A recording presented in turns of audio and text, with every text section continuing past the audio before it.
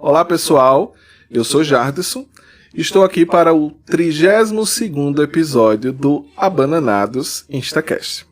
E dessa vez, com um professor, eu gosto de usar muito essa palavra, top demais no nosso município, Dijael Wagner, pai de Dijaelzinho, que também já veio aqui. Seja muito bem-vindo, Dijael. Muito obrigado. Eu que agradeço, Jardison, pelo convite, pela oportunidade a gente conversar um pouco sobre a educação, sobre a situação dos professores, as questões atuais. E sobre o próprio Dijael, não é isso? Sobre minha pessoa. Gente, é isso. Dijael é professor da nossa cidade, lá de Cacimba de Dentro. Tem um histórico muito bacana na educação. E nós o escolhemos para o 32º episódio da Bananados. E agora eu já vou pedir para que Dijael se apresente para vocês. Então, pode se apresentar, Dijael. Então, como o Jardison falou, meu nome é Dijael Wagner. Sou professor aqui em Bananeiras. Professor também em Cacimba de Dentro. Há bastante tempo. E caminho na educação. Sou uma pessoa que amo o que faço. Uma caminhada longa, difícil, gratificante, e estamos aí na região tentando dar o nosso melhor, né? É isso. A gente costuma fazer uma pergunta bem de praxe, e eu gosto muito de fazer ela, porque às vezes a definição que nós temos das pessoas são diferentes daquela que ela tem, né? Então eu gostaria de perguntar para você, quem é Dijael Wagner? É bem interessante. Eu acho que o que eu me identifico, as pessoas se identificam da minha pessoa. Eu sou uma pessoa carismática, uma pessoa boa. Às vezes tenho um medo das pessoas confundirem bondade com outros termos que não seja relevante. Porque às vezes as pessoas podem confundir, é uma pessoa muito boa, é uma pessoa muito... e termina achando que ser boa é ser besta. Mas assim, essa palavra que eu estava tentando procurar, né? Então eu sou essa pessoa, uma pessoa que se doa, uma pessoa que gosta das pessoas, gosta de conviver com as pessoas como elas são, e que eu acho que eu entrei na área certa, na área que eu me dedico e sei que a minha dedicação ajuda a muita gente. Ajuda muita gente, me ajudou, daqui a pouco eu vou falar como é que foi que me ajudou, né? E muitas pessoas que eu conheço também. E aí, Dijael, eu queria saber o que foi que despertou em você o lecionar. Quando é que você decidiu que você queria ser professor? É bem interessante, Jardison, porque é por isso que eu tenho um olhar muito carinhoso com os alunos, porque quando eu estudava no ensino fundamental de primeira fase, eu era um aluno não muito exemplar.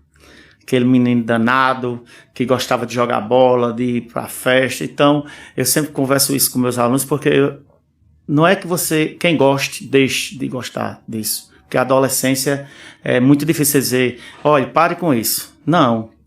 Mas só que às vezes a gente exagera. A gente deixa a obrigação de lado e termina exagerando nessa parte de diversão demais, Então, eu não tinha nenhum pensamento de ser professor. Eu via meus professores lá se matando por nós, querendo que a gente aprendesse. Não é fácil a vida de professor. E quando eu terminei, eu fui fazer o ensino médio, eu terminei o Imaculada Conceição, aqui em Bananeiras. Foi uma das primeiras turmas, que hoje é o Santa Vitória. Um colégio que mudou minha vida, assim, em relação educacional. Aprendi muito lá, bons professores. E no ensino médio fui estudar na escola agrícola, fazendo o curso de técnico em agroindústria. Quer dizer, não tem nada a ver, assim, na área da educação. Mas eu amava história. Então, os meus colegas foram tudo fazer cursos na área direcionado à agricultura, a questão do técnico e tal. E eu não, eu fui fazer história. Aí, dentro do curso de história, eu me encontrei. Quer dizer, eu encontrei um novo Dijael que eu não sabia que eu tinha. Aí eu comecei a me apaixonar pela história e a me apaixonar pela área da educação, por ser professor. Você cursou história onde? Eu fiz história na UEPB, em Guarabira. Entrei em 1996, teve algumas greves, terminei em 2000, entre 2000 a 2001. Eu estava com quase 10 anos. 10 anos de idade. Sim, Digel, aí depois que você fez História, eu acredito que você fez alguma pós-graduação. Quais foram as pós-graduações? Eu sou pós-graduado em Educação de Jovens e Adultos na UFPB, aqui em Bananeiras. Uma graduação maravilhosa que me ajudou muito, né, a crescer mais ainda. Uma pós-graduação, uma graduação lhe ajuda a abrir muitos caminhos. E a pós-graduação, ela complementa. Então, eu cheguei até a pós-graduação, no caso, especialização em Educação de Jovens e Adultos. E aí você termina a sua graduação lá por volta de 2001 e começa a lecionar em que ano? Quando eu estava fazendo o curso de História, na metade do curso, a escola normal necessitou de alguns professores. Naquela época, infelizmente, até 1988, felizmente, porque era questão da cultura da época, a maioria dos professores que entravam não precisavam ter licenciatura. E não eram formados para ser professores. Mas se tornaram efetivos a partir de 1988, pela Constituição, né, que efetivaram. E alguns professores começaram a ter alguns problemas de alcoolismo, e aí surgiu a oportunidade de lecionar. Eu trabalhava como técnico de laboratório, já era casado, e eu trabalhava como técnico de laboratório, não tinha nada a ver com o meu curso de História. Então, uma diretora maravilhosa, que me ajudou muito, e eu dedico muito a ela a parte da minha vida profissional, que é Vilma de Lourdes. Silva Lemos. Exatamente, você teve a oportunidade, né? Ela gostava muito da escola normal, e ela foi ao meu encontro, e ela me perguntou se eu queria ensinar no normal. Naquela época, as coisas eram tão difíceis que, como era Fundef, não tinha verba para nada no normal, no ensino médio. Só era até o ensino fundamental. Não tinha lanche, não tinha livros, não tinha dinheiro praticamente para nada. E os alunos ajudavam, porque os alunos sempre amaram a escola.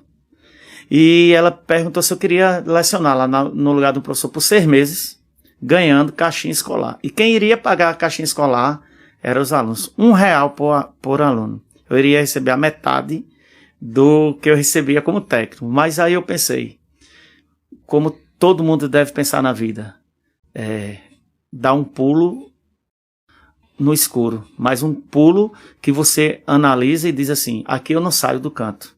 Eu estou fazendo curso para ser professor, o que é que eu vou, aonde eu vou crescer aqui? Eu vou crescer lá. Então fui, e em janeiro do outro ano, meu contrato saiu. Então, eu dei o pulo certo, né?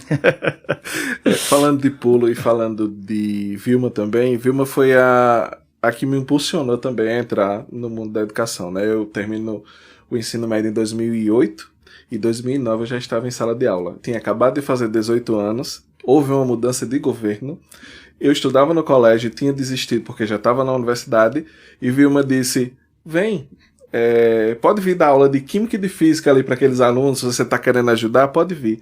E 3 meses depois eu consegui o contrato. Tá vendo? E eu fiquei 2 anos, né, na escola. Então, assim, Vilma, realmente uma gestora de excelência, né? Acho que quem passou pelas mãos de Vilma sabe o quanto ela era dedicada. É verdade. Muito bacana de você mencioná-la. E você mencionou agora que iniciou lá na escola normal, né? Tá lá até hoje, até onde eu sei. Em quais instituições, além da escola normal, você lecionou e em quais você leciona atualmente? Eu tenho mais ou menos 24 anos de educação como professor, né? Então, entrei na escola normal, eu já ensinei na escola Solânia, chamado Êxito, não existe mais ela. Já ensinei em Roma, na escola João Paulo II, uma escola maravilhosa também. Já fui professor, a gente chama de mediador ou tutor da Universidade Federal no curso de licenciatura de Ciências Agrárias, na disciplina de Fundamentos Psicológicos da Educação, por mais de 6 anos também.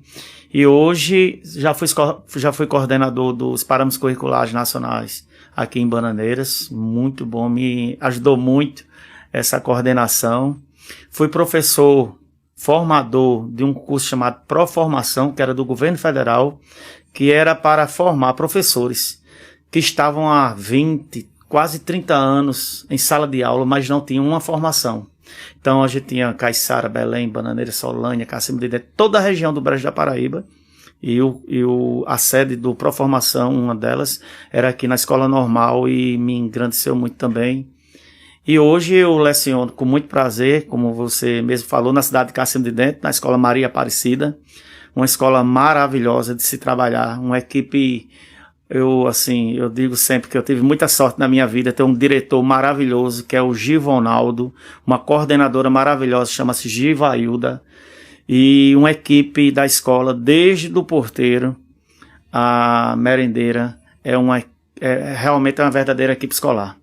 E continuo na escola normal, né? Lá eu ensino História, lá em Cacimba de Dentro, sou concursado lá, ensino História, e aqui eu ensino uma disciplina chamada Metodologia e Prática da EJA, que é direcionado aos alunos que estudam normal, a lecionar na escola de ensino fundamental de primeira fase, na EJA. Então é uma disciplina maravilhosa que eu também amo, porque muita pedagogia envolvida, né?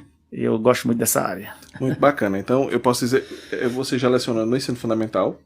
Já ensinei no ensino fundamental. Ensino no ensino fundamental, em Cacimba de Dentro. No médio e também fez a tutoria no ensino superior, não é isso? Exatamente, no ensino superior. Muito bacana, Joel. Já naveguei nessas 3 áreas. E agora a gente vai dar uma pausa aqui na conversa com o Joel, que está excelente, para falar da nossa parceira, Qualivida, né, que está trazendo sempre excelentes promoções. Né? Vocês podem conferir aqui embaixo o contato da Qualivida, né? Lá são realizados diversos exames laboratoriais e também a clínica conta com excelentes profissionais. Então eles contam com clínico geral, psicóloga, dermatologista, né? São um time grande de profissionais dispostos e prontos a lhe atender. Então, entre em contato com a Qualivida nesse número que eu estou mostrando aqui para vocês ou até mesmo pelo @ da empresa aqui no Instagram. E agora voltamos com a entrevista com o Djael. Bom, Djael, eu tive a oportunidade de ser seu aluno na escola José Rocha Sobrinho, que você esqueceu de mencionar, eu acho. Exatamente. É porque foi muita coisa. Exatamente. Realmente. Lá no José Rocha Sobrinho, no 2º ano, em 2007, né? Professor de História da gente por um período. E também professor em 2008 na Escola Normal. Isso. Meu professor também na Escola Normal. E isso, 2007, 2008, você já vinha lecionando há um bom período, né? Eu queria saber, né, nesses 24 anos que você citou aí, né, de atuação na educação, o processo de ensino-aprendizagem, do seu início de carreira, né, até agora. Houve alguma modificação, né? Algo mudou nesse período? É muito complicado essa pergunta, Jadson, porque as pessoas de antigamente, né, que se estudavam antigamente, dizem, a educação de antigamente era muito boa. A gente escuta muito isso. Na verdade, quando eu entrei em 96 e 98 para ensinar, a gente vinha num processo de universalização da educação. O que é isso? Até 1995 não existia o Fundef. Então, existiam poucas escolas. Na verdade, era uma escola no centro da cidade, ensino fundamental, 2ª fase, excluía praticamente toda a zona rural, tanto que os dados até 1990, 92, quase 70% dos nordestinos eram analfabetos. Então isso, assim, às vezes, a educação de antigamente era muito boa. Aí eu sempre digo, para quem? Porque as pessoas não tinham transporte, as pessoas não tinham livros, as pessoas não tinham nada para estudar. Então vinha que tem alguém na família no centro da cidade. Então, quando universalizou, veio para dentro da escola pessoas que queriam e pessoas que não queriam. Mas qual o melhor? Aquelas pessoas estarem dentro da escola ou estarem no meio da rua aprendendo, às vezes, tudo que não presta? Então, isso também ocasionou um conflito, porque a sociedade veio para dentro da escola. E quando você traz a sociedade para dentro da escola, traz também todos os conflitos que existiam no dia a dia da sociedade. E os professores se depararam com algo assim que não estavam acostumados. Porque eu quero que o professor estava acostumado. Conteúdo, quadro e o aluno prestar atenção. E a partir desse momento não foi mais isso, né? Grande parte tem uma parte maravilhosa que eu sempre digo aos meus professores, a gente conversando, eu digo, olha, a gente fala muito das coisas ruins. A gente tem tanta gente boa, eu tenho tanta gente boa que passou por nós aqui, e hoje são grandes profissionais, e a gente fica falando só das partes que não dão certo. Vamos trabalhar as partes que não dão certo, mas vamos falar das coisas boas, porque é só falar das coisas ruins. E é por isso que também parte da sociedade fica xingando a educação pública, que tem muito que melhorar, nas redes sociais. Nós temos, se você me perguntar, como você me perguntou, né, o que mudou de lá para cá em relação ao aluno?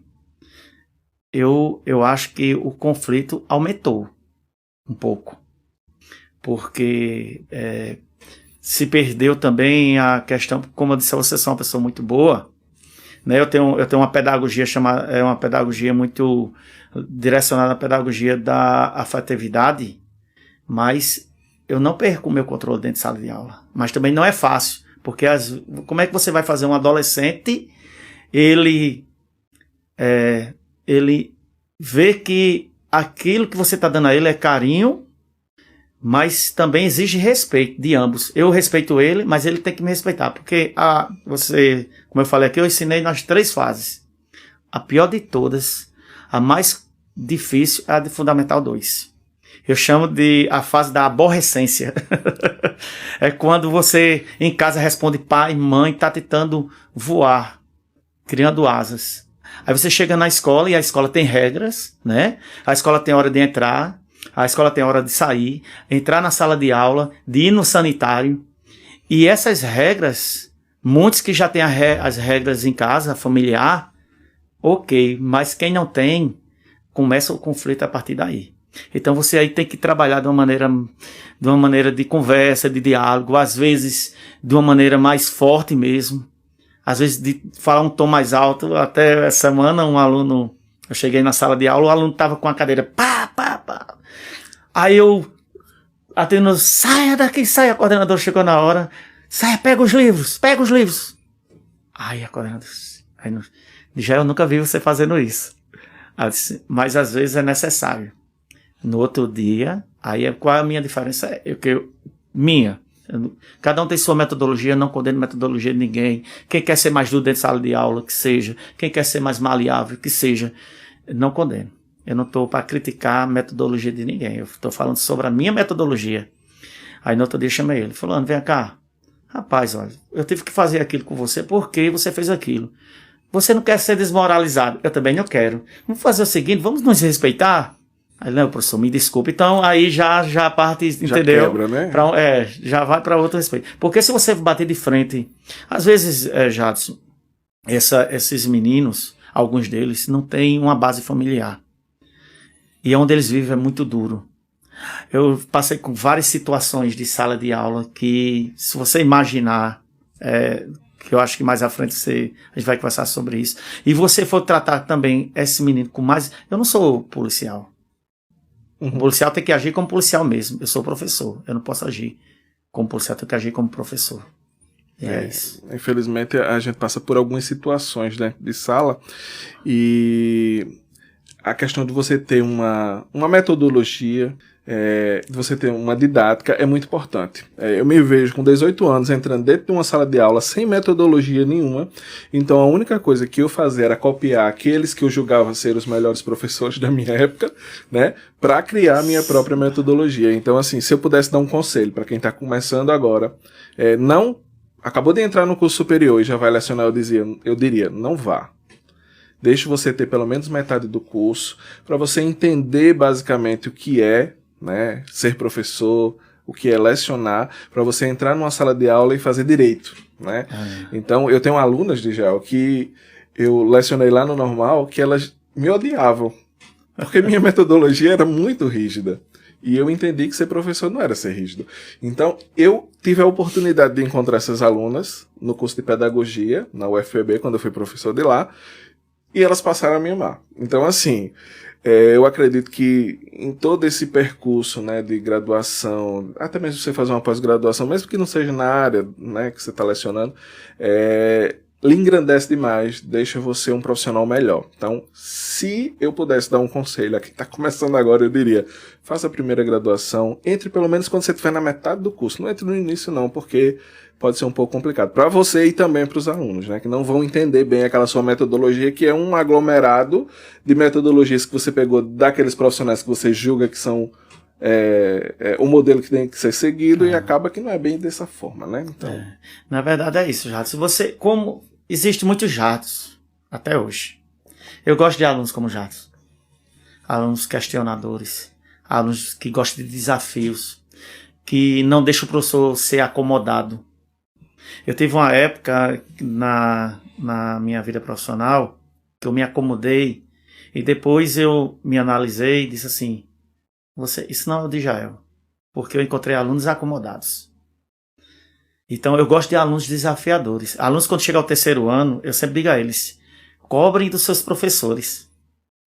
Não queiram, não achem bom quando o professor falta. O professor falta, é muito bom. Bom para quê? Vocês vão enfrentar um concurso, vocês vão enfrentar pessoas, e essas pessoas vêm muito bem preparadas. E algo que falta para você aqui vai fazer diferença mais tarde, né? Sempre converso com isso com meus alunos. Você citou, inclusive, que gostava do Jadson, porque ele era questionador e tudo mais, só que naquela época eu tinha um problema que você me ajudou a resolver, né? Eu acredito que você vai se lembrar bem que eu vou usar o termo problema mesmo, de só querer tirar nota 10. Caramba, faz tempo, né? Eu só queria tirar nota 10. E um dia, Djael me deu 9,5 numa prova. E assim, eu não reagi muito bem dentro de sala de aula, né? Porque queria que aquela nota fosse um 10. Até que você me mostrou que não era o 10 que eu estava buscando. Eu estava buscando aprender.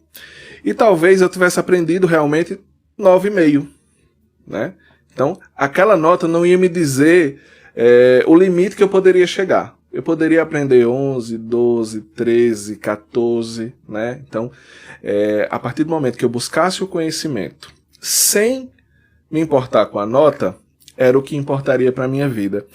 E a partir daí eu comecei a pensar nisso e realmente comecei a entender que eu não precisaria tirar 10. Eu precisava estudar e saber aquele conteúdo para caso lá na frente eu precisasse, eu utilizá-lo. Porque às vezes a gente estudava por uma prova, naquele intuito de só tirar 10, tirar 10, tirar 10, mas não absorvia aquele conteúdo. Então você me mostrou essa diferença e eu queria trazer isso aqui hoje e te perguntar, o teu método de avaliação discente, Djael, ele leva em consideração o que atualmente? Eu fico tão feliz porque, assim, eu tenho mais de 1.000 alunos, né? E são o quê? 2007 para cá. E eu me lembro muito bem dessa cena, acredita? E eu, assim, às vezes eu me lembro, mas eu não sei se o educando, porque a gente é um grão de areia. Quantos professores vão passando na vida das pessoas? Né? E a gente é apenas um grão de areia. E quando alguém vê assim, rapaz, eu me lembro daquela questão e aquilo me marcou, isso para mim é muito gratificante de continuar fazendo isto, né? Então a minha avaliação ela continua muito alternada, né? Eu gosto muito de valorizar a participação do aluno, eu gosto muito de valorizar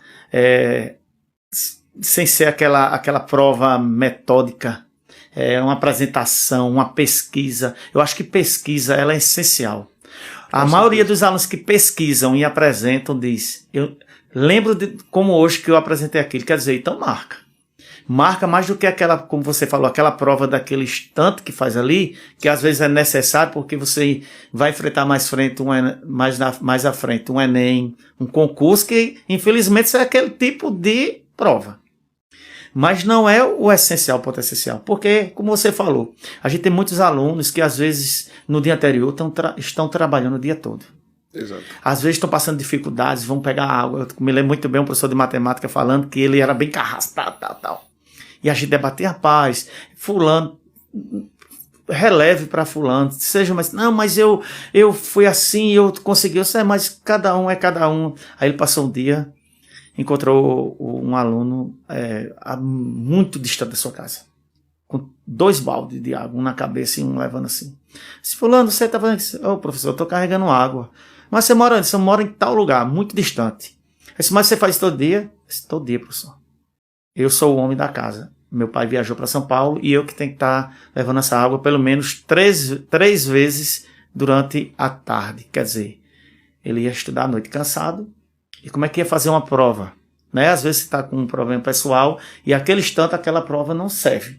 Então eu acho que a avaliação ela é importante, mas não é essencial. Eu acho que é essencial é a metodologia do professor. Trabalhar com o seu aluno, fazer com que o seu aluno aprenda. Porque às vezes eu tenho muita aluno que diz, um professor me ensina, 20 pessoas da sala de aula não aprendem o que o professor ensina. Aí o professor, de vez de se olhar, tentar mudar sua metodologia, conversar com os alunos, não. Bate de frente para dizer assim, eu sou a pessoa, vocês têm que aprender como eu estou repassando. E eu não vejo por aí, eu sou nessa questão, não. Muito bem, já. Contando uma resenha que aconteceu aí no passado, eu já fui participar não, né? Eu nunca fui para uma prova final, a não ser na universidade uma única. E eu fui para uma prova final de um ex-professor meu que tinha lotado um ginásio para fazer uma prova final, porque se achava, vou usar o termo fodão, se achava um fodão e colocou muita gente naquela final. Rapaz, eu disse, deixa eu ver tua prova. Respondi a prova inteira e a gente deu um jeito de passar para os alunos. Cara. Foi, rapaz, os alunos tiraram tanto 9, tanto 10, que eu acho que a gente tá tentando entender até hoje o que foi que aconteceu. Só pela safadeza Tá dele. vendo aí? Não houve aprendizagem, né? Não houve aprendizagem. E ainda fiz essa péssima contribuição para esses alunos. Não, mas isso faz parte dos adolescentes. Mas né? Isso eu aprontei a nossa algumas. cabeça. Eu aprontei algumas.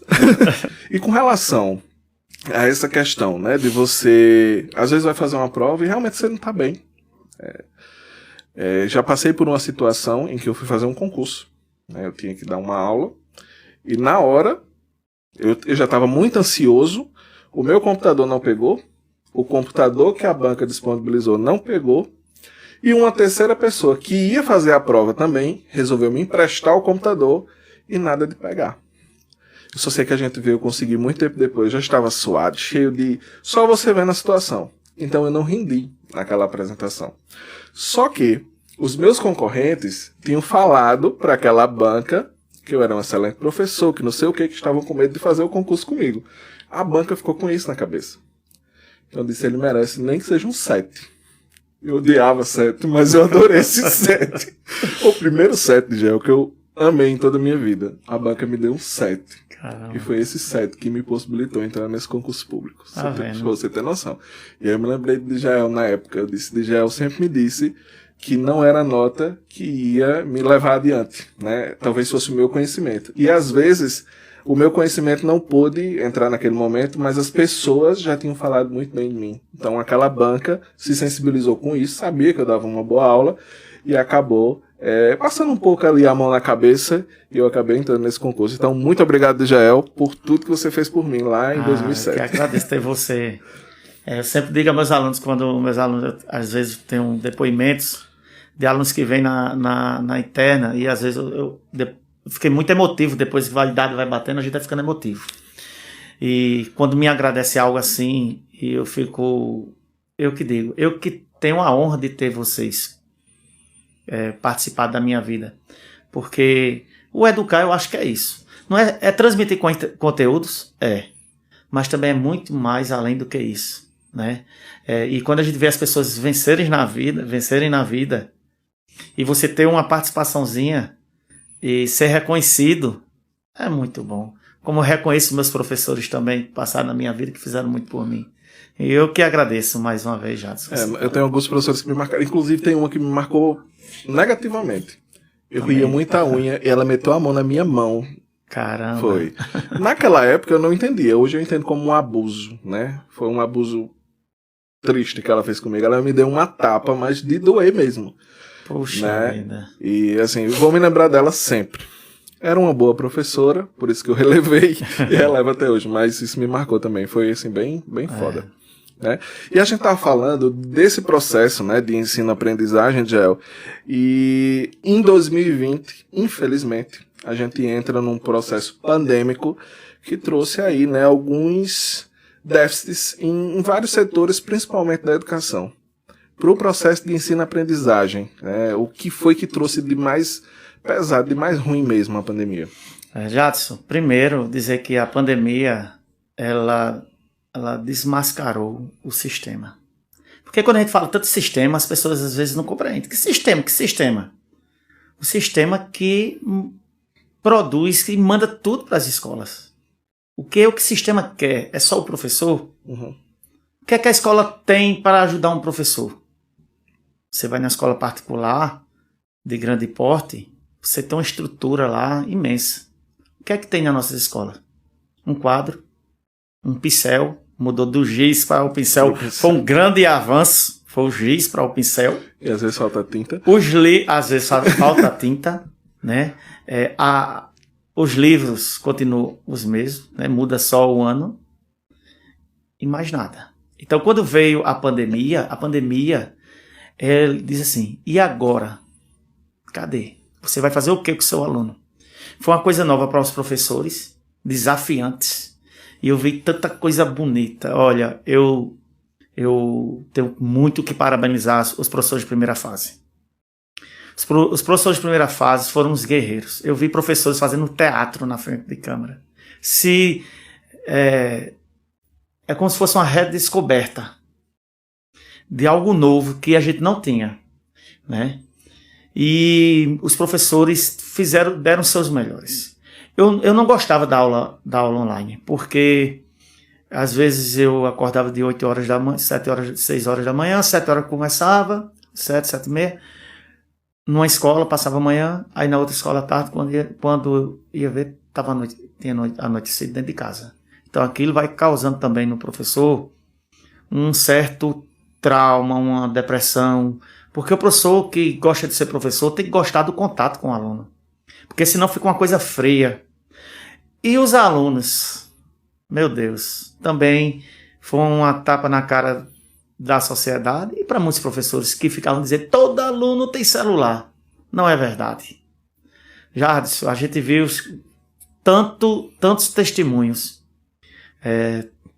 Eu tenho uma pessoa, uma amiga, né, que me ajuda, ela é uma amiga, e ela tinha 2 filhos, e ela pegava o celular dela, e dava colocava uma menina pela manhã para ver a aula, e à tarde, o mesmo celular dela para outra. E ela ficava sem o celular, para ter comunicação, ela ficava lá em casa aperreado, porque tinha deixado dois meninos dentro de casa.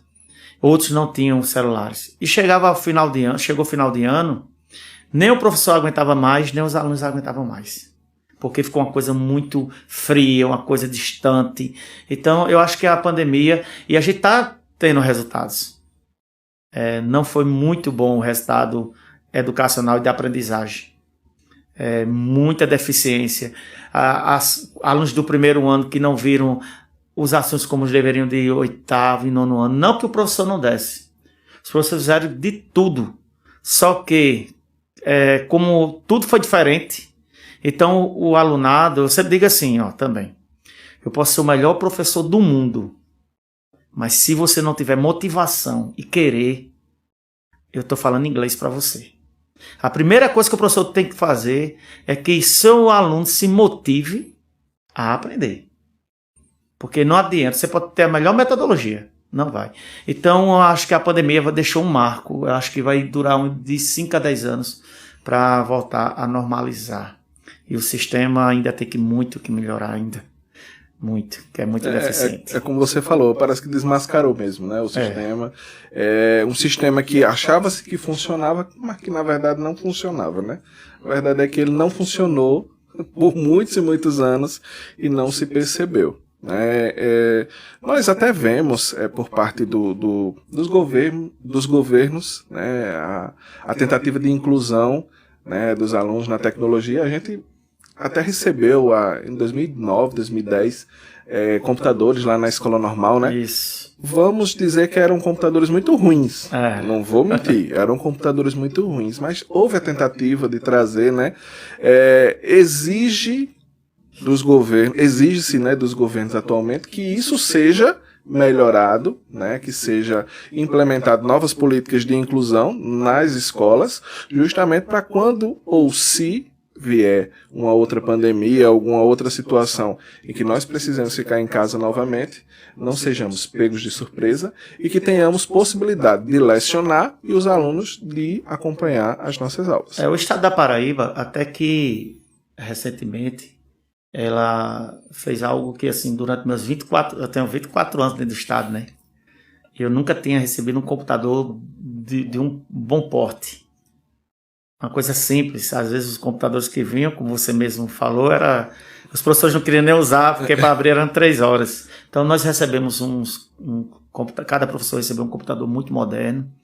Os alunos receberam um chip maravilhoso que pegava a internet 4G muito rápido. Excelente. Mas infelizmente a internet, eu não sei o porquê, se retirou. Isso é até uma inclusão de tecnologia, né? Porque muitos não tinham dinheiro para colocar uma internet em sua casa, estavam com a internet em sua casa e infelizmente saiu essa internet. Eu espero que retorne, porque a gente estava tendo muito contato com alunos, às vezes, da zona rural mais distante, e agora a gente não tem por conta disso, porque eles não... E a pandemia também escancarou que até o próprio WhatsApp pode ser utilizado para aprendizagem, né? Então, assim, quantos vídeos a gente não enviou pelo WhatsApp, né? Quantos arquivos em Word ou Excel ou qualquer outro que os alunos precisassem ter acesso àquele conteúdo, né? Então, assim, escancarou muita coisa e também trouxe muita coisa ruim também, que uma delas é justamente essa questão de você ficar muito em casa, de ficar meio depressivo. E já pegando esse ponto, eu queria saber quais foram os impactos que a pandemia trouxe para você, enquanto professor. Para mim, você fala profissional. Profissional e pessoal também, né? A gente foi traumatizante esses anos de pandemia, né? Profissionalmente, a gente teve que se renovar, né? Como eu falei, professores que não sabiam abrir um computador tiveram que aprender, professores que não sabiam dar uma aula online tiveram que aprender a abrir um programa que facilitasse seu trabalho, né? O seu celular não era mais seu. Eu tinha lá de Cacimba, de dentro da escola lá, eu tinha quase 10 grupos só de lá, cada grupo com 30 alunos.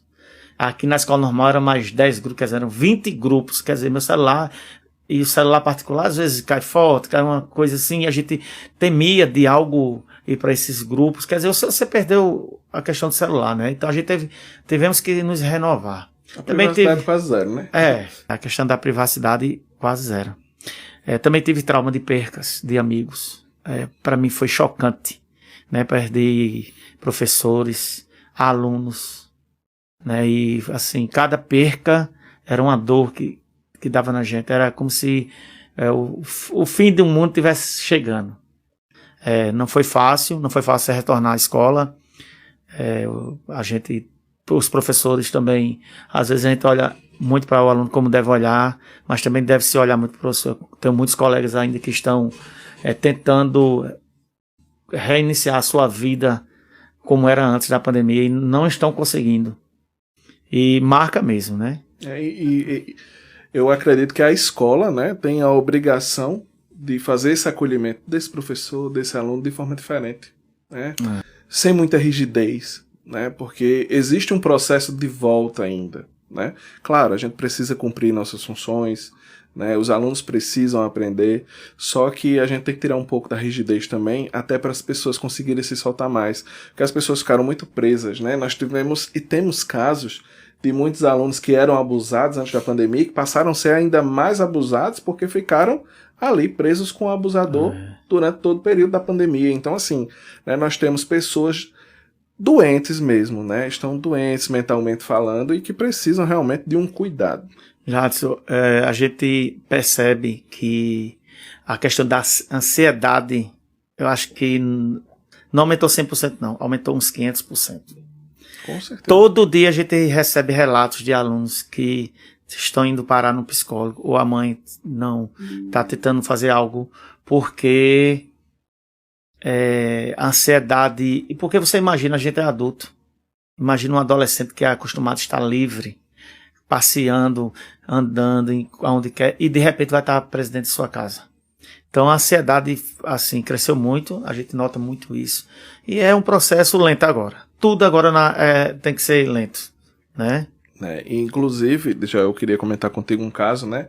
Na última semana, a professora de 71 anos, né, Elizabeth Tenreiro, foi esfaqueada por um adolescente de 13 anos dentro de sala de aula, né? Provavelmente vem também de muitas questões trazidas da pandemia. A gente também tem que olhar para a vítima, mas também tem que olhar para o agressor nesse caso, né? Então, você vendo uma situação como essa, não deu um certo medo de entrar em sala de aula no outro dia ou na outra semana, vendo esses casos tão graves que nós estamos vendo na educação, não dá um certo receio de voltar para a sala de aula?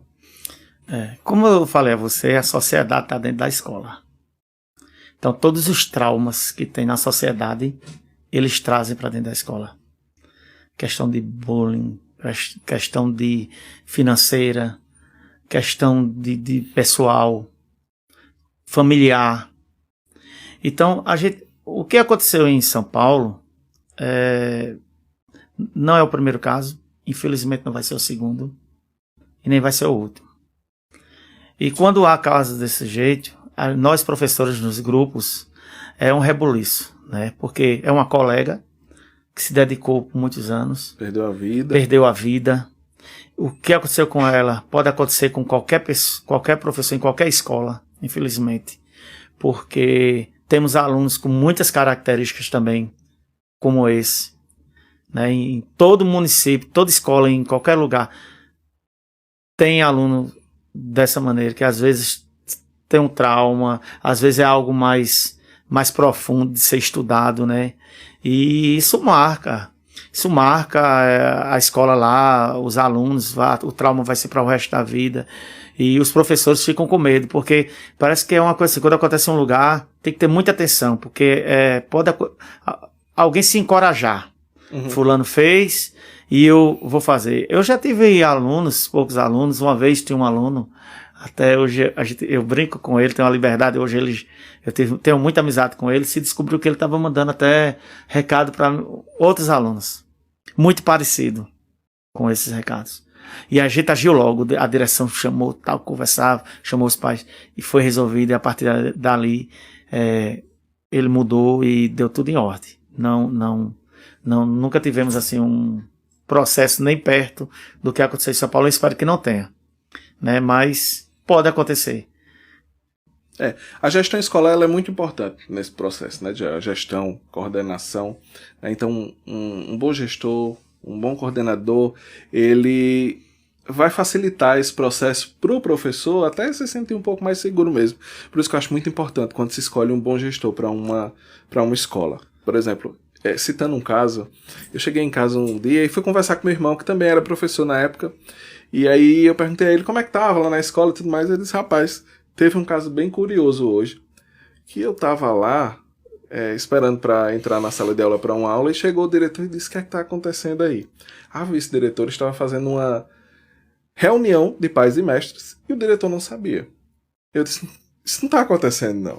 Ele disse: tá, aí é mais comum do que você imagina. Eu disse: meu Jesus. Né? Então, assim, a gente precisa realmente escolher governantes que direcionem bons gestores para as escolas, não é isso? É verdade. Você está falando uma coisa importantíssima, Jatos. Porque hoje em dia a gente polarizou muito essa questão política, né? Uhum. Porque é de esquerda, por exemplo, as escolas é assim. Não é verdade. Você colocou um ponto essencial. Eu trabalhei em escola que o gestor, a gestora, pelo amor de Deus, era um caos. A escola era um caos. Todo dia era telefonando para a polícia vir e tal. De repente colocou um gestor que mudou toda a escola. Isso há muitos anos atrás. Mudou toda a escola.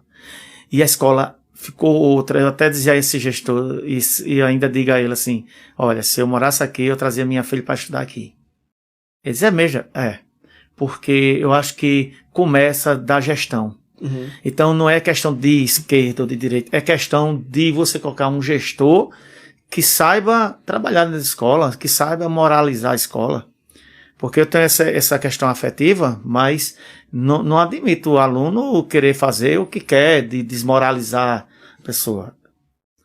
Então eu acho que tem que ter regras e tem que ser seguidas regras. Não precisa ser regras militarmente falando, que pode mudar uma escola. Como eu já vi, experiência própria, como eu já vi mudar a escola por conta disso. Eu queria até falar de alguns gestores da escola normal, né, que eu esqueci, até assim, falei em Vilma de Lourdes, que foi a que mais, assim, me marcou por muito tempo, também, passou mais tempo, mas nós tivemos Dona Terezinha, que eu vi a entrevista dela maravilhosa com você, uma pessoa que marcou o município de Bananeiras, né, Dona Terezinha. Ela marca gerações, né? Marcou gerações, já foi minha diretora, olha só, ela foi minha diretora quando eu era aluno, foi minha diretora quando eu era professor. Eu fui seu professor quando você era aluno, e você foi meu colega de profissão. Exato. Como professor. Então, olha a importância da educação, né? A importância é isso, é o futuro dando resposta ao presente. É isso que eu sempre digo aos alunos, 10 anos é assim, é o futuro dando resposta ao presente. Aí, tivemos na escola normal Marise, né? Diretora Marise também passou muito tempo na escola, foi vice-diretora de Vilma por muito tempo. A gente tem uma ligação muito grande com Marise, um abraço para ela também.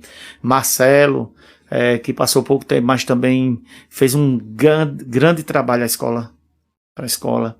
E agora o professor Victor, que é o diretor agora da escola normal. O atual diretor. Eu desejar ele boas-vindas, espero que ele faça o melhor para a escola, que essa escola ela merece. Que pena que não tivemos, no passado, bons governantes que pudessem fazer a tão sonhada reforma daquela escola, né? Uma reforma extremamente necessária, que possibilitaria, talvez, um processo de ensino-aprendizagem mais fácil, mais fluido, né? E que possibilitasse também a formação de profissionais ainda melhores. Creio, a gente está com uma promessa, né? Já teve até a licitação de uma escola totalmente nova, com mais de 20 salas de aula agora. Excelente.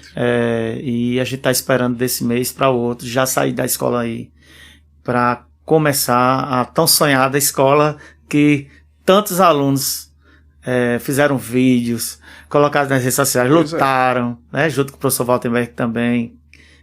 Mas o que vale a luta é um dia para as novas gerações, né? Se conseguir, né? Que bom que vai conseguir agora.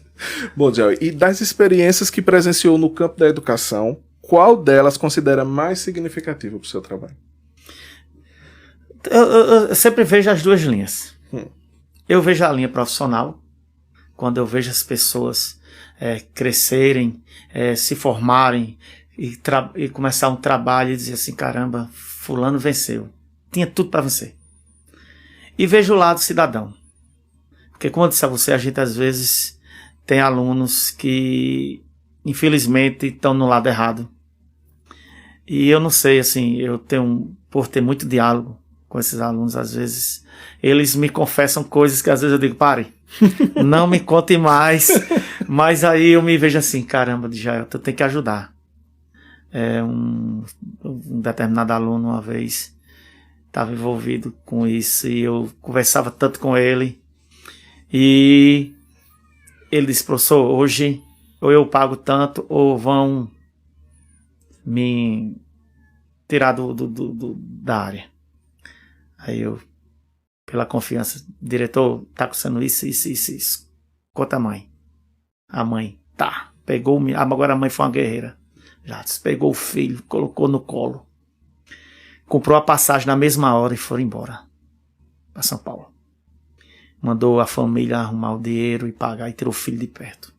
5 anos depois, eu me lembro como hoje, eu na sala de aula e a direção disse, já eu tenho um aluno e uma mãe que quer falar com você. Um ex-aluno e uma mãe que quer falar com você. Quando eu vi era o rapaz. Foi muito emocionante. Ele e ela chorando porque ela levou ele para lá, colocou ele no mundo do trabalho, tirou de perto todas as amizades, ela deixou a família, marido, os outros filhos para salvar o seu filho. E então eu acho que isso também para mim é gratificante demais. É aquela coisa, eu posso tentar 10, 9 não consegui, mas eu consegui 1. Para mim já foi demais. Eu confesso que eu fiquei um pouco arrepiado com essa muito história, né? E assim, é muito bonito de ver também a forma como você trata a educação, né? Djael não é apenas o professor que leva conteúdo para o aluno e ele quer que ele aprenda aquele conteúdo. É aquele profissional que se envolve, que vai além, né, que vai e tem aquele contato mais íntimo com a família, para entender o que se passa em casa, até mesmo às vezes para modificar a forma como avalia determinados alunos. Então eu acho isso importante demais, a educação precisa de mais profissionais iguais a você, Djael. Que agradeço. E eu queria saber o que é que te motiva a continuar, né? São 24 anos em uma profissão totalmente desvalorizada. Eu sempre fui chamado de sonhador. Eu me lembro das professoras do normal, quando entrei, não, olha, vai melhorar, nosso salário vai melhorar, as coisas vão melhorar, calma. Tu é sonhador, tu é sonhador, tu é sonhador. Sempre fui chamado de sonhador. Eu vi uma pesquisa uma vez que dizia assim, quando o professor entra de 1 a 10 anos, ele é aquele motivador, aquela pessoa motivado, aquela pessoa para frente. De 10 a 20 anos, ele vai baixando a bola, vai vendo a realidade, e de 20 a 30 anos, ele vai pensando em se aposentar. Chegue logo para me se aposentar. Eu estou quase nessa fase já. De 20 a 30 anos. Mas assim, eu acho que em relação a salário, Jadson, e eu gosto muito de falar isso aos professores novos que estão entrando agora. Não sei o que, olha, deixa eu dizer a vocês. Eu tive colegas aqui que se aposentaram, não tiveram a oportunidade de comprar uma bicicleta pelo salário que você recebia. Depois do piso salarial de 2008 para cá, que muita gente não sabe, mas o piso, quando foi criado em 2008, o piso salarial dos professores, ajudou muito a melhorar o salário dos professores. Os professores hoje não recebem o que devem receber. Porque eu acho que o professor só vai receber bem quando ele estiver só em uma escola. Uhum. Se dedicando àquela escola exclusivamente. Não como, por exemplo, minha pessoa. Eu acordo de 4h50 da manhã, pego um transporte para Solânia, pego outro transporte para Cassino de Dentro, dou 6 aulas a manhã toda lá com alunos adolescentes, daquela questão toda, não só de conteúdo, daquela questão toda de manhã, pego outro transporte, chego em casa de meio-dia, tomo um banho, almoço, já corro para outra escola, passo a tarde todinha na escola com adolescentes, mas numa fase diferente, né, que é ensino médio, chego em casa, tomo um banho, olho para a família, tomo café e vou para a escola novamente, chego de 10 horas da noite em casa da escola, quer dizer, de manhã, tarde e noite. É quase um sacrifício humano. Até disse a você ontem, eu estou chegando agora, só daquela maneira. E o que me motiva ainda é o aluno, é o carinho deles. Muito gostoso quando eles conversam, a gente conversa sobre o dia a dia deles, eles me contam sobre o dia a dia, como é bom o professor estar aqui. Às vezes a gente passa por cada situação com o aluno, Jadson, que dá vontade de chorar. Ensinar a escola pública é para quem ama. Às vezes eu tenho um professor que diz assim, eu sou profissional, eu recebo para ensinar, como se fosse receber só para conteúdo, como a gente já falou. Não a escola pública é muito mais do que isso. Uma vez eu passei e estava um aluno na biblioteca, lá no cantinho, um aluno maravilhoso, humilde e maravilhoso. Aí eu ia para a sala de aula e disse, não, tá acontecendo alguma coisa, como é que o menino tá ali sozinho? Aí fui lá, bater papo com eles. Fulano, o que é que tá acontecendo? Ele começou a chorar. Professor, meu pai quebrou a casa todinha, embriagado agora de manhã. Eu saí pra não desopilar, mas eu não sei nem como é que eu vou voltar pra casa. Puxa, aquilo mata você. Quebra. Porque você não tem o que fazer assim, dizer assim, vou lhe ajudar. A única ajuda que você tem que ir com ele é a palavra. É o conforto ali. Então ele quer alguma coisa. Então são essas coisas ainda que me confortam em trabalhar, né? Que me faz assim, às vezes até minha família, às vezes abandono por conta de estar em sala de aula, porque quando a gente passa o dia todinho a gente não tem condição de estar. E mesmo assim eu tenho uma família maravilhosa, né? Uns filhos maravilhosos, uma esposa maravilhosa, uma mãe maravilhosa, irmãos maravilhosos. Então isso tudo também me ajuda. O clã Bubu. É o clã Bubu que me ajuda. Olha, eu só tenho a agradecer a Deus. Eu não tenho o que reclamar a Deus, não. Porque a família, eu acho que a família é a base de tudo. Não interessa com a família. Família. O amor familiar. O amor familiar é importante. Porque ele dá força, né? Às vezes a gente chega cansado, aquela coisa todinha. E quando chega em casa... Porque eu digo que a gente só sente saudade de uma coisa quando a gente sai, dá ela. Você em casa o dia todo, você vai ter saudade de casa. Verdade. Né? Então é isso. Djael, a gente já vai finalizando. Eu fico muito feliz de tê-lo aqui hoje, né? Foi meu professor, trabalhamos juntos, é meu amigo, fica vermelho toda vez que eu passo. Ele me acostumou a eu passar e ele me chamar de Galego Sarará. E aí, quando eu vejo agora, Galego Sarará, então ele já fica vermelho. Ó, já tá ficando vermelho aqui, que ele passou com a esposa dele, eu, Galego Sarará, chega e ficou vermelho. E é isso, é uma questão de amizade mesmo, né? Acredito que você tem amizade com muitos outros ex-alunos, né? Então, um excelente profissional que a gente tem o prazer de trazer para o Abananados hoje. Então, gostaria de agradecer muito a você por essa conversa excelente que nós tivemos aqui hoje. Eu que agradeço, Jadson. Fico feliz demais, emocionado. Dizer que é um prazer ver você assim, um vencedor da vida. E é isso, né?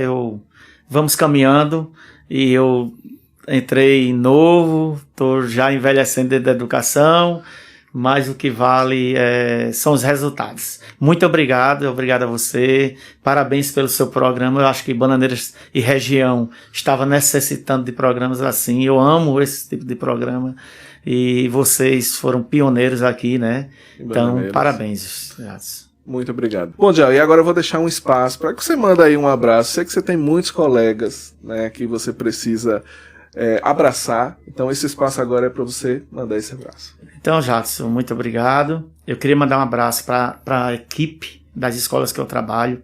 A Escola Maria Aparecida, em Cacimbo de Dentro. Aos professores da escola, professores dedicados. Olhe, se minha filha fosse adolescente, eu colocava nessa escola, porque são professores dedicados. Aos colegas, professores da escola normal aqui em Bananeiras, professores que têm uma capacidade, assim, altamente. Então, um abraço para todos eles e forma uma escola que pode colocar seu filho no ensino médio aqui em Bananeiras lá, que a equipe são pessoas que sabem o que estão fazendo. Então, um abraço para todos eles. Deixo um abraço aqui também para o pessoal da Escola Normal, né? Escola que me acolheu enquanto aluno, enquanto professor, né? Tive excelentes colegas por lá, excelentes gestoras, né? E aqui deixo o meu abraço também. E é isso, gente. O episódio 32 está chegando ao final com o excelente profissional Djael Bubu. Obrigado. Vou usar Djael Bubu dessa vez. E a gente se encontra na próxima semana, se Deus quiser. Tchau.